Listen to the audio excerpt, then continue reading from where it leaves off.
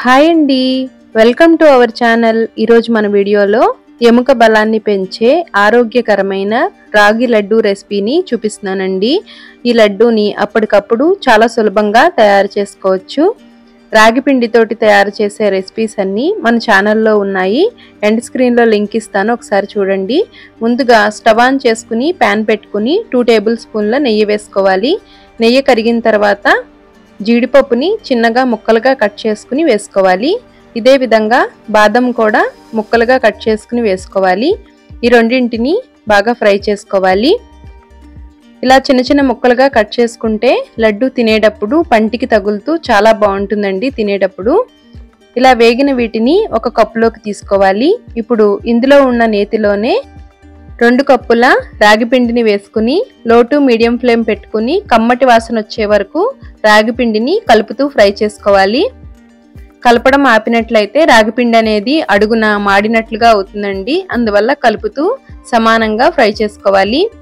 ఈ రాగి పిండిలో ఐరన్ అనేది చాలా ఎక్కువగా ఉంటుందండి.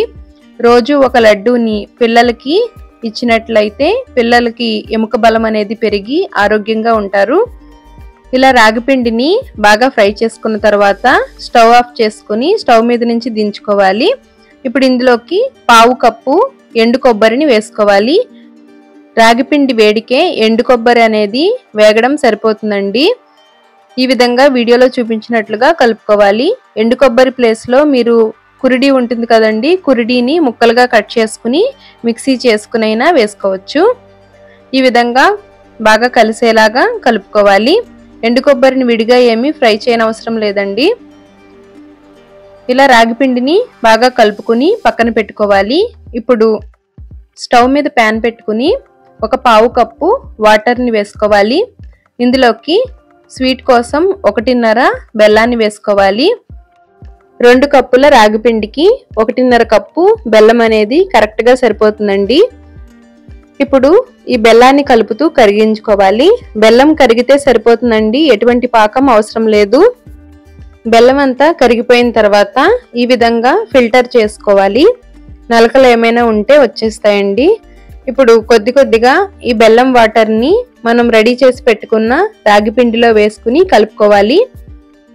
బెల్లం వాటర్ వేసిన వెంటనే రాగి పిండి వాటర్ని పీల్చేస్తుందండి. ఇప్పుడు కొంచెం గోరువెచ్చగా ఉండగానే అడుగు నుంచి పైకి మొత్తం అంతా కలిసేలాగా కలుపుకోవాలి. ఈ విధంగా కలిపి పెట్టుకున్న తర్వాత ఇందులోకి మనం ఫ్రై చేసిన వేరుశెనగ గింజల్ని బద్దలుగా దంచుకుని వేసుకోవాలి. ఫ్రై చేసిన జీడిపప్పు బాదంని కూడా వేసుకోవాలి. తినేటప్పుడు చాలా బాగుంటాయండి వేరుశెనగ గింజలు వేయడం వల్ల. మంచి సువాసన కోసం యాలకుల పొడిని వేసుకోవాలి. ఆ తర్వాత కొద్దిగా జాజికాయని ఈ విధంగా దంచుకుని 1/4 స్పూను వేసుకుంటే చాలా టేస్టీగా ఉంటుందండి. ఇప్పుడు కరిగించిన నెయ్యిని ఒక 2 స్పూన్ల వరకు వేసుకుని కలుపుకోవాలి.